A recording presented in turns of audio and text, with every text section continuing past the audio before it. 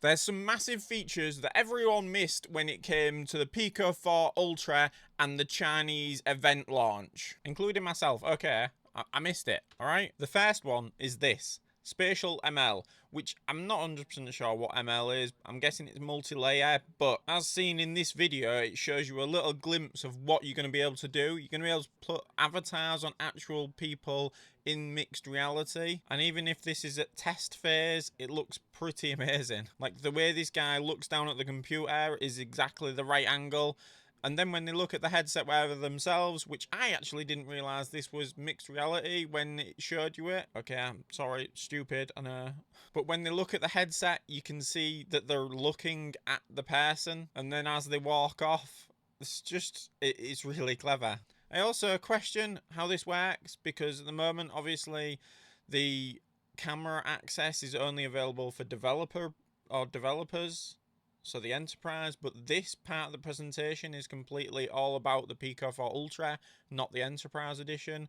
So it's aimed at consumers, which suggests that this feature is coming. Now, I'm not 100% sure how that works, but I get the feeling that you have to have access to the camera to be able to do that, and the space around them. It's just an interesting take. I'm not 100% sure how it works. Like I say, it just looks really cool. The second one is where they talk about using your iPhone in the actual headset. Now, I just assumed this would be mirroring and that you'd actually have to pick up your phone and scroll. Very similar to what we get like in Immersed. But no, this fully controls your phone, and as you can see by this screenshot or this bit of the video, it shows you like actually swiping across with the controllers or with your hands. Again, full access like that, rather than just a mirrored effect, is no one else is doing that apart from Apple themselves. The other one is when it comes to games. Now, again, this is the Chinese launch event, so these games might not actually become available to people, but Max Mustard was listed in the games that are available. Now, that isn't available on the English store. I'd need to know if it's available on the Chinese store, and it suggests that it's coming to Pico if it's not already. But it does show that the big developers are still supporting this platform.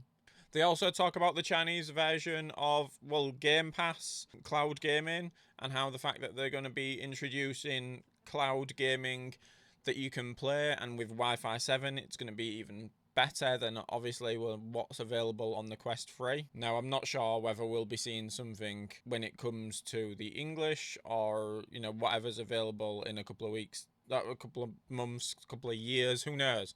But subscribe to the channel because there's more information coming in the next couple of weeks.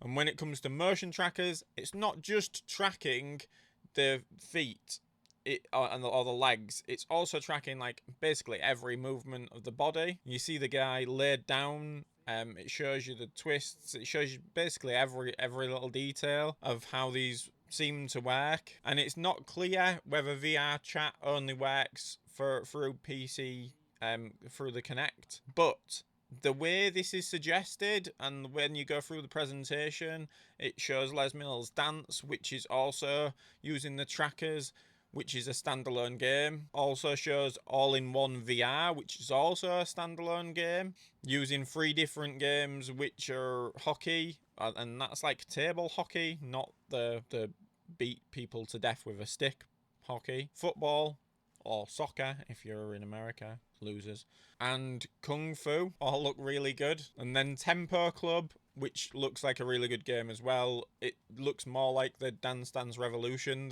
that we used to have, rather than trying to look like a Beat Saber clone. Whether this comes across to other countries, I don't know.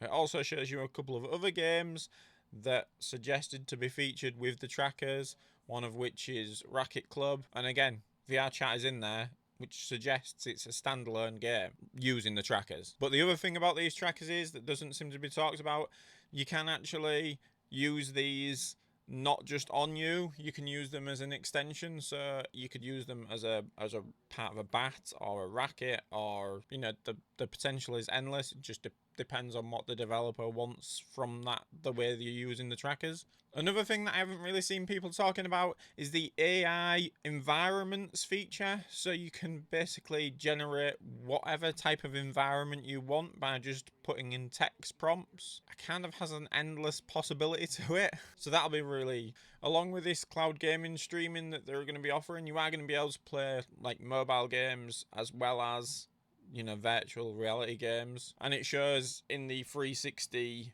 windows that you can have up to 20 that you can game. You can watch a tutorial about the game and, you know, check out a website to see if you're going wrong somewhere else, which I kind of like the idea of. And again, really low latency with the Wi-Fi 7 connection.